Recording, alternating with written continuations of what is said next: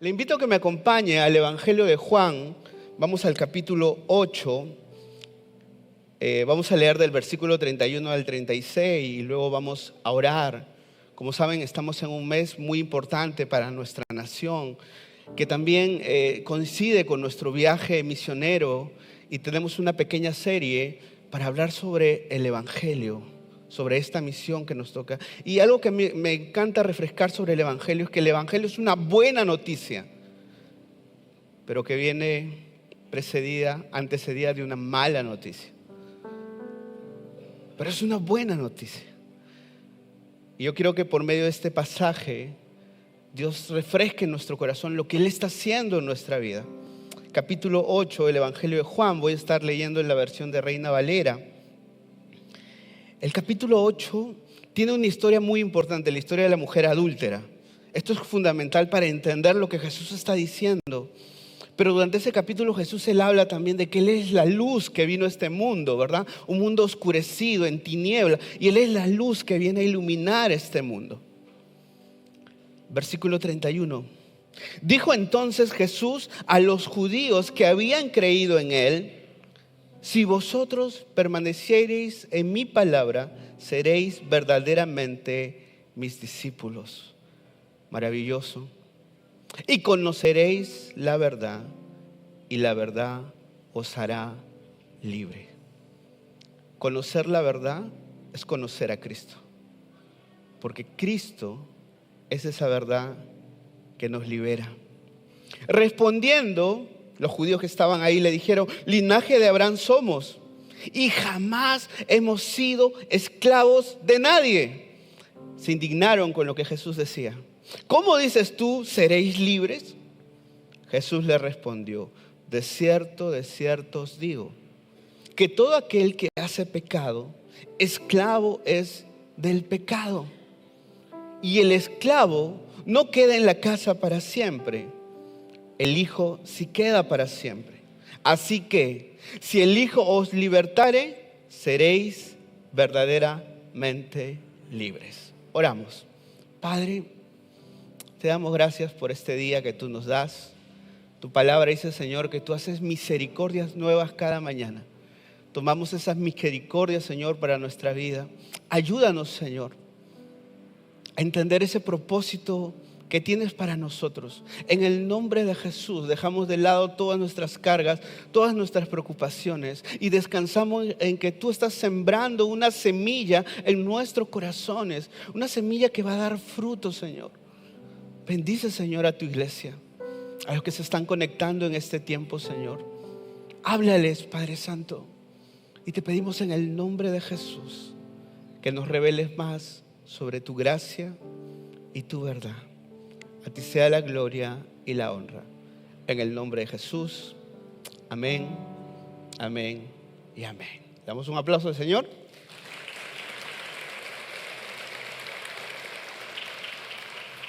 Antes de empezar, quiero saber si alguien de los que está en el auditorio nos visita por primera vez.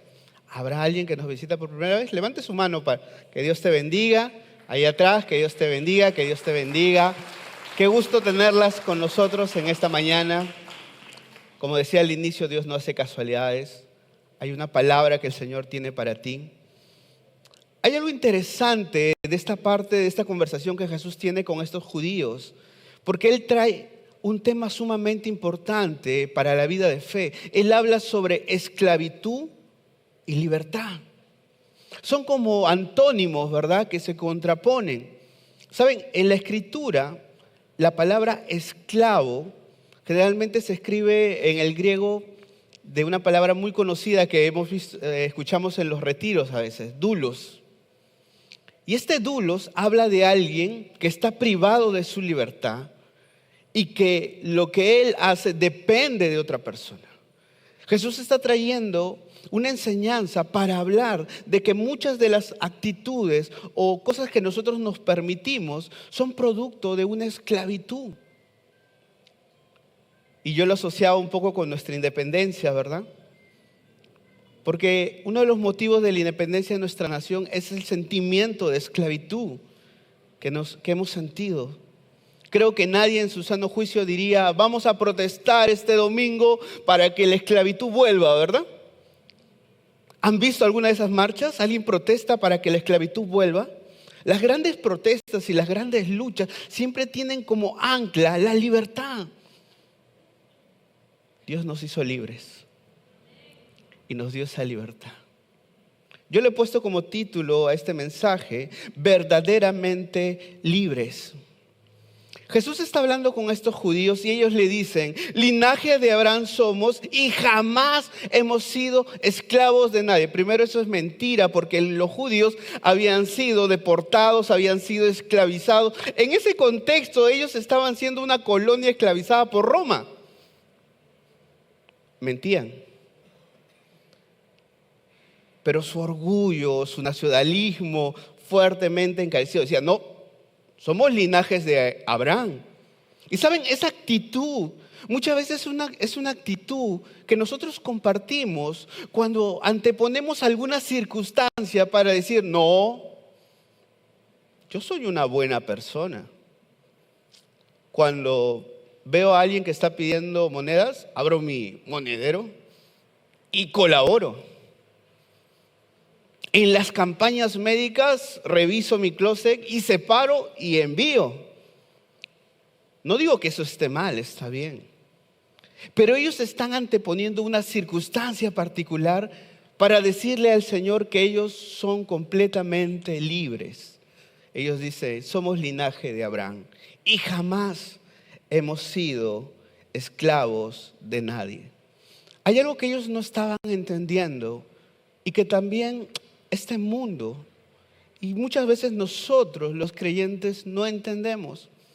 Es que Jesús está hablando de una esclavitud que no solamente tiene que ver con un tema social, económico, ¿verdad? A veces eso está mucho más al tanto. Decíamos, no, este país está aislado económicamente, está esclavizado.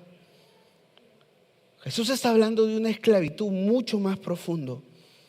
Y está tratando de mostrar que ellos están viviendo un autoengaño. Ellos se están engañando. Y Cristo les quiere mostrar una verdad que ellos desconocen. Jamás hemos sido esclavos de nadie, dice. Somos linaje de Abraham.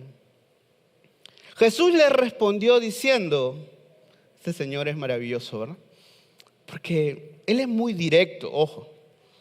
Él es muy directo. Pero en sus palabras no hay la intención de herir a la persona que está ahí. Cuando Jesús tiene este diálogo con la samaritana, paréntesis, parece que estuvieran peleando en un momento, discutiendo, y parece que cuando el Señor le hace recordar su condición, estuviera atacándola, y en realidad no lo está haciendo. Él está mostrándole una verdad que para ese corazón herido que busca amor, no era algo evidente. Entonces en ese momento el Señor le dice, de cierto os digo, que todo aquel que hace pecado, esclavo del pecado es. La palabra dulos, de nuevo, estar sometido a otra voluntad. El Señor les está diciendo, ustedes dicen que son libres, pero en realidad ustedes son esclavos del pecado. Porque todo aquel que comete pecado, esclavo del pecado es. Esto es un tema bastante profundo y tiene que ver con algo que nosotros entendemos de una manera, la libertad que Dios nos da, ¿verdad? Yo he escuchado muchas veces, sí, el libre albedrío del hombre. Y es cierto, Dios a su criatura le dio esa libertad. Tenemos la libertad de escoger. Yo no creo que nadie acá haya venido obligado a venir. Tal vez haya venido convencido, ¿verdad? Terminando el servicio, te voy a llevar acá, a esta pollería que está cerca. Vamos a almorzar, porque hoy día es día del pollo de brasa. O tal vez, si vienes conmigo durante este servicio, durante esta semana, te voy a dar ciertos permisos. ¿Ah? O tal vez algunos dirán, no puedo pelearme con mamá y papá este fin de semana porque necesito algo de ellos esta semana, así que tengo que estar tranquilo, ¿verdad? Todos nosotros tomamos decisiones y muchas de esas decisiones las hacemos en base a otras condiciones, características, deseos.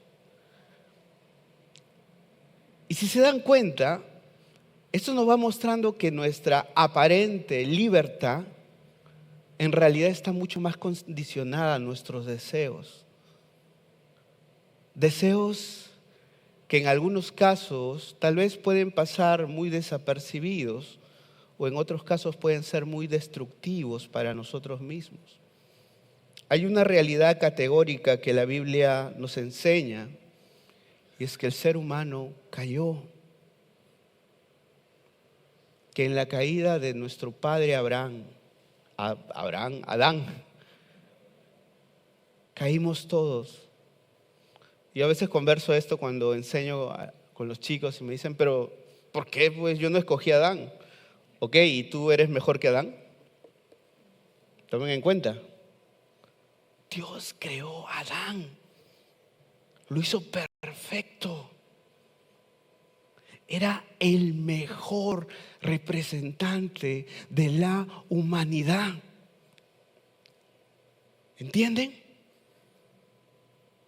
Luego, si no hubiera sido Adán, ¿tú hubieras podido representarnos?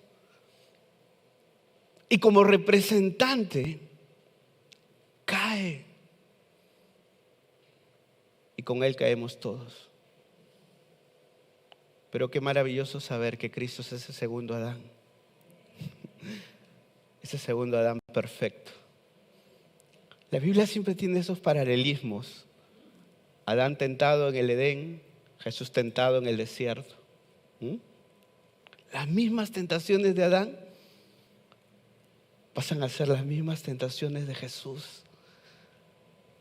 Pero un Jesús humano, representante del hombre, viene a mostrarnos que en Él hay una verdadera libertad. El ser humano caído no entiende algo que la Biblia nos muestra y es algo sumamente profundo. En la carta de Efesios, el apóstol Pablo dice en Efesios capítulo 4, versículos 17 al 4, voy a leer desde esta partecita. Que ya no andéis como los otros gentiles. Él está haciendo referencia de aquellos que no tienen a Cristo en su corazón, aquellos que no han experimentado ese nuevo nacimiento, aquellos que no han tenido y entendido el sacrificio de Cristo para su vida. Le dice el apóstol Pablo a la iglesia de Efesios que ya no andéis como los otros gentiles. ¿Por qué? Porque ellos andan en la vanidad de su mente, teniendo el entendimiento entenebrecido, ajenos de la vida de Dios, por la ignorancia que en ellos hay, por la dureza de su corazón. La realidad de la condición humana. Con la caída, la voluntad o la libertad de escoger no se anuló, porque hasta el día de hoy nosotros seguimos escogiendo y seguimos eligiendo. Pero la verdad profunda que nos enseña la Escritura es que en realidad nuestras decisiones están anclados a nuestros deseos y esos deseos están nublando un entendimiento. Es por eso que en realidad nuestro famoso libre albedrío en realidad no es una libertad real, porque es una libertad que nos está impidiendo de poder elegir a Cristo. Y esto es algo interesante, porque el ser humano, en esa libertad que tiene, muchas veces se niega o no entiende y no se puede acercar al Señor. Es por eso que Dios es un Dios de gracia, ¿verdad? Nosotros no tenemos méritos humanos que nos hagan merecedores de lo que Cristo ha hecho por nosotros. No hay nada, amados, en nosotros que nos haga merecedores del sacrificio de Cristo en la cruz. No hay nada. Es como cuando dos alumnos van a dar una prueba, ¿verdad?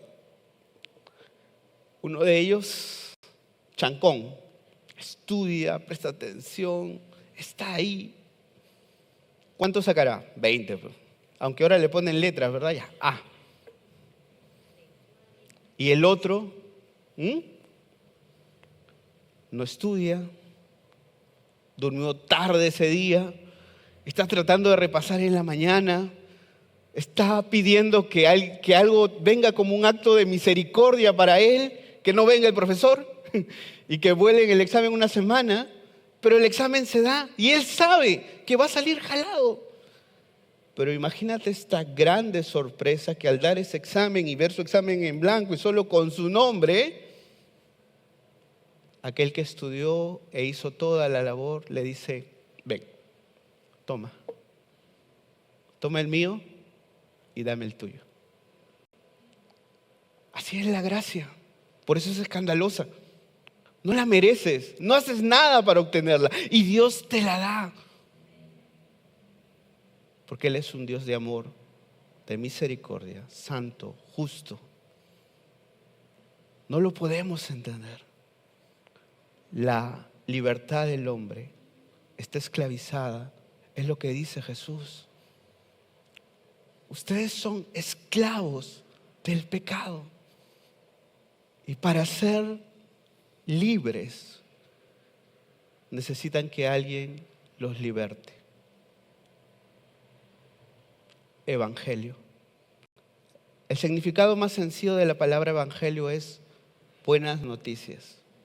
Pero quiero que entiendan esta idea, porque esta palabra hace referencia a algo que hacía el rey de una nación.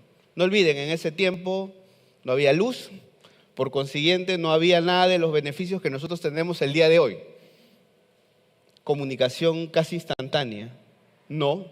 En ese tiempo la comunicación era muy distante. Y si algo ocurría el día de hoy, según ese medio de comunicación, tú te ibas a enterar de esa noticia con una gran ventaja, o sea, siendo tú una persona completamente, bendecida, tú te enterarías de eso medio año después. O sea, la noticia llega y medio año tú te enteras, y eres el que tiene la primicia, pero lo vas a contar otro medio año después, entonces en 2 años ya todos lo sabrán. Entonces, el evangelio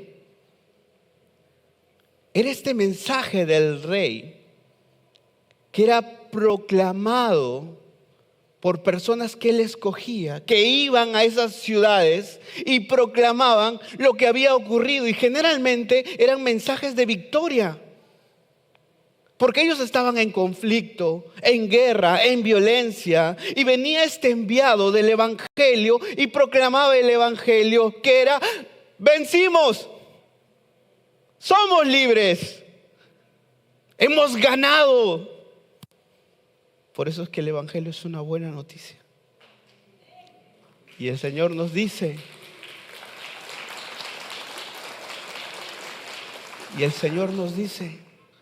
proclamen el evangelio.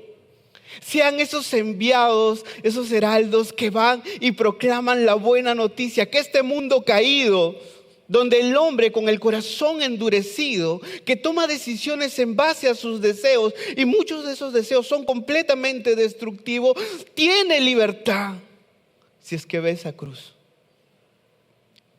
Cuando Jesús empieza su ministerio, dice en el Evangelio de Lucas capítulo 4, versículos 16 al 21,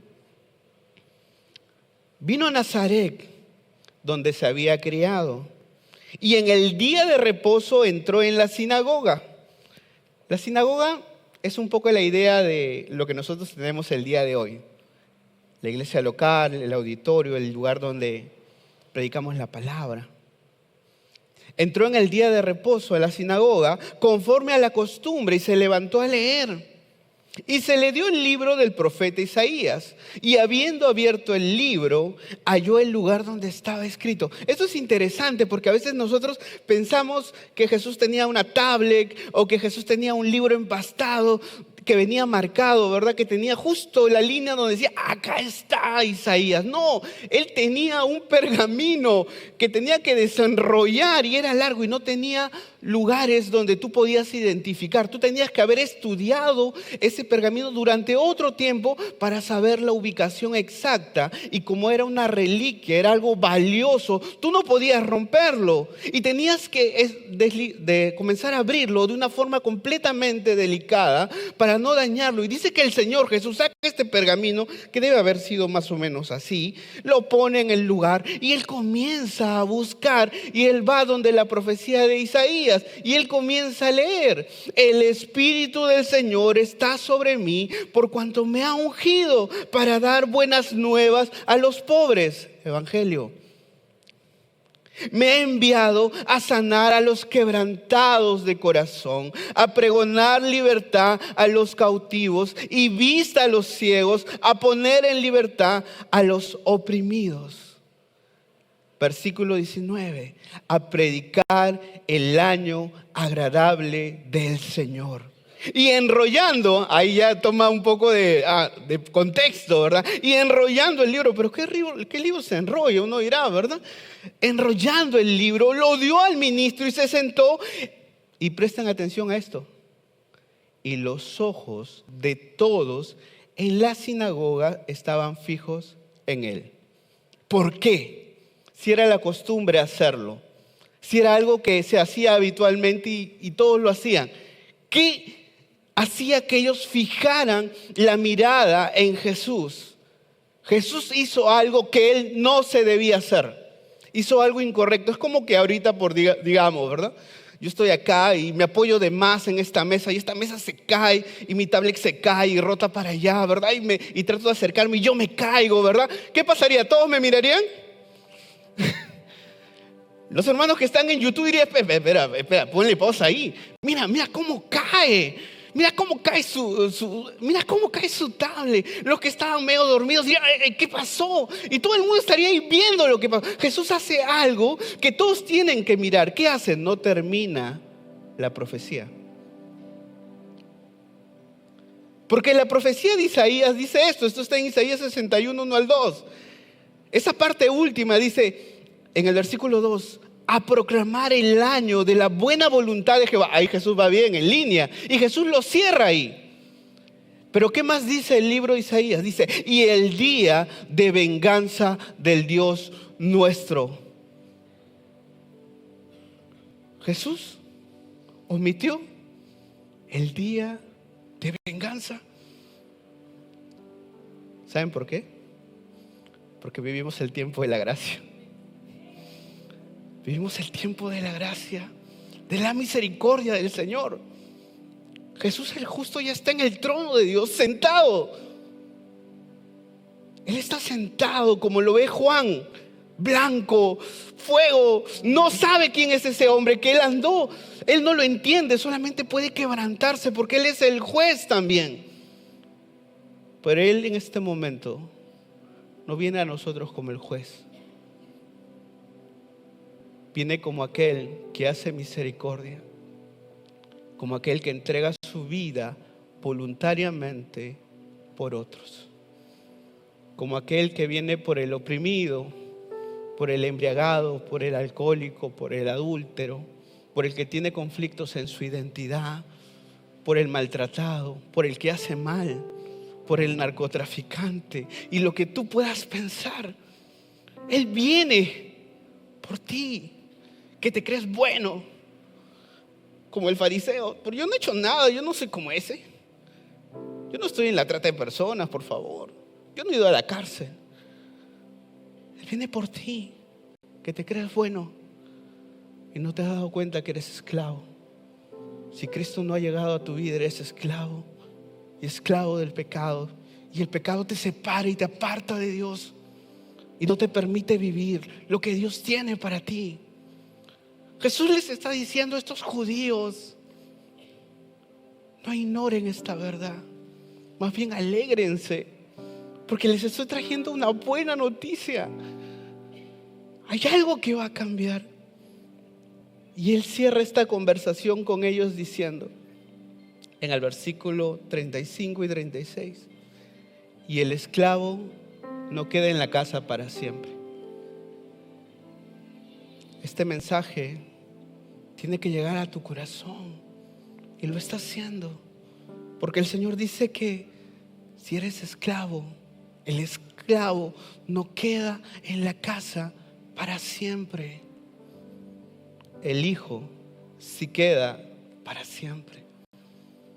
Y ahí toma sentido esta verdadera libertad. Así que si el Hijo os libertare, seréis verdaderamente libres. Verdaderamente libres. Saben, es como quitarte un peso que llevas arrastrando durante tantos años en tu vida. Es un peso muy grande que no vas a poder llevar en tus fuerzas. Es por eso que Jesús tomó todo ese peso y lo levantó con sus dos manos estiradas y lo selló con su sangre derramada. Él hizo tu examen, a ti, el flojo de la clase, el que no estudia, y te dijo: hey, toma,